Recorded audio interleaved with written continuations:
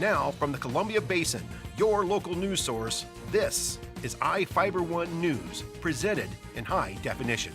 The #1 source for real-time local news, local sports headlines, and our very own Weather Center forecast covering the entire Columbia Basin.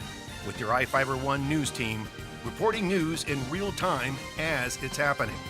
From the iFIBER Communications HD broadcast studio in Ephrata, Washington, this is iFIBER 1 News, and it starts now.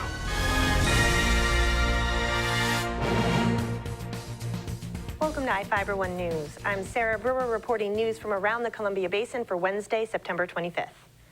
Tonight, we report on the Moses Lake Mayor's desire to remove tall grass from the city and how the annual Harvest Brewing Expo returns to Ephrata. In sports, Bob Kirkpatrick reports on how the Moses Lake Chiefs fared against Wenatchee. Our spotlight story tonight is about a discussion in Soap Lake on the use of the lake. And we have the latest weather forecast for the Columbia Basin from the iFIBER 1 Weather Center. Our top story tonight, Moses Lake Mayor Bill Ekrit wants the tall grass gone from the lots around the city. The mayor raised the issue of tall grass and other vegetation during last night's city council meeting, saying he wanted a more aggressive ordinance to deal with it. City code presently requires landowners to mow the area 10 feet from the sidewalks to the ground, and the remaining property to have grass or weeds no taller than 12 inches.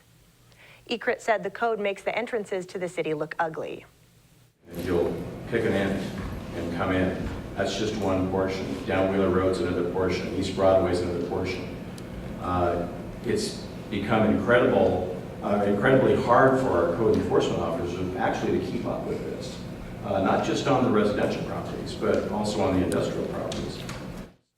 City Manager Joe Gavinsky said the present requirement has been in place since the 1980s.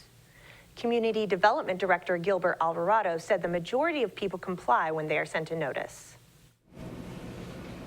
But it's really, for us, it's what we call the 10%. It's that last 10% that's difficult. And those are the ones that you see that go to 3 and 4 months.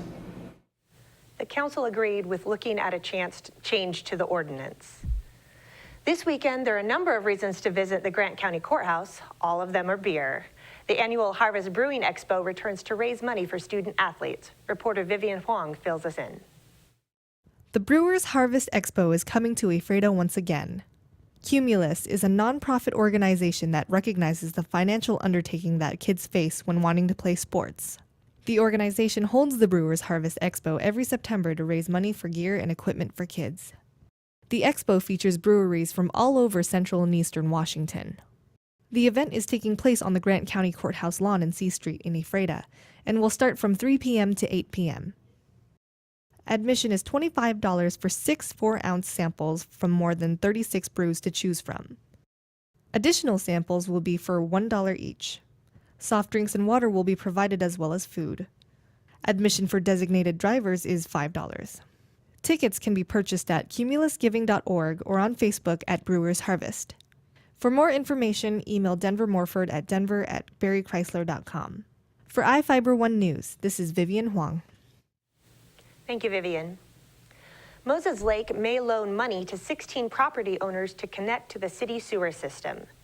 Community Development Director Gilbert Alvarado told the City Council last night the property owners in the Longview Tracts area had not connected to the sewer line installed in 2011. The city initially gave them until September 2012 to connect.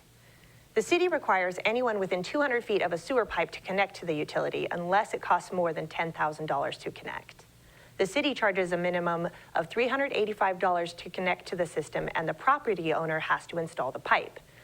Alvarado said the average cost to connect to the pipe is $5,000, and the people involved can't afford to do it on their own. It would cost the city about $150,000 to do the project for them. Or do we go through this process of beginning the notice of violation, the procedure to fine them? Sure, we could do that, but it still doesn't get them connected. Then there was the discussion of, has the city ever gone in as part of the project and simply assisted with construction, if you will. So I did talk to the city manager a little bit about that. At this point, those 32 parcels are not going to connect on their own. City Manager Joe Gavinsky said the city could pay for the construction and have the property owners pay them back over time. Most of them are saying they simply can't afford to come up with the $5,000 to do it. Now, we do it, we spread it out, it goes onto the utility bill. That may be a way to make it work for them. The City Council agreed to look at resolving the issue using city funds. Each of the people you see here has warrants for their arrest and is wanted by various law enforcement agencies. If you see any of these people, the DOC asks that you do not attempt to detain or apprehend them, but to call police. You can also call the Department of Corrections at 509-764-6180 during the day or 509-762-1160 after 5 p.m. We'll be back after these messages with the latest from our iFIBER One Weather Center, sports, and more news.